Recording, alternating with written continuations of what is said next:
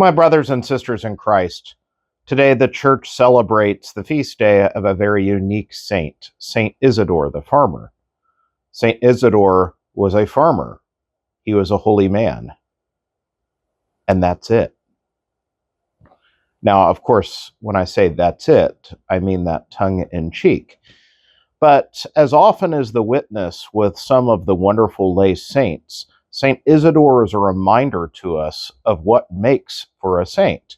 So often we get captivated with the stories and the great words and accomplishments of some of the great bishops, the great mystics, those that started religious communities or did all these heroic works in orphanages or hospitals or whatever it may be. And we lose track of the fact that those accomplishments aren't what makes someone a saint. Those things flowed out of their saintliness. And that is the holiness of just being rooted in God, of knowing who we are and giving him our whole heart and living accordingly. So St. Isidore the farmer lived in the 11th and 12th centuries in Seville. And to be separated, there's another St. Isidore that was earlier in church's history, a bishop and doctor of the church. This isn't the one we're talking about. But St. Isidore was a farmer his whole life. He eventually married and he worked in the fields, but he was renowned for his simple holiness.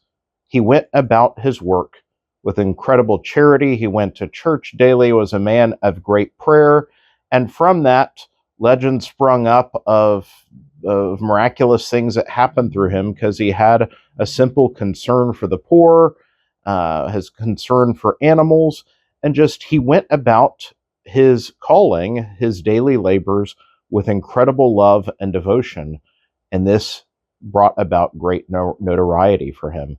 And so he was eventually canonized alongside another list of saints that most everyone does know. That's St. Ignatius of Loyola, St. Francis Xavier, St. Teresa of Avila, St. Philip Neri, and the like. And alongside all them, we would say, well, this guy's just a farmer. But that's the point. The greatness isn't in the gifts or talents, because that's just what God gives to each of us. But holiness comes in taking what is given and following God. St. Isidore loved the Lord, and he went about his calling with great love and devotion. And that is what drew such notoriety to himself and why he is canonized as a saint. He stands as the patron for those who work in agriculture, especially in Spain and the United States. He's the patron saint of farmers. But he is a reminder to us that all of us are called to holiness, no matter what our station in life is. That whatever we are called to do, we can do it with great love and devotion.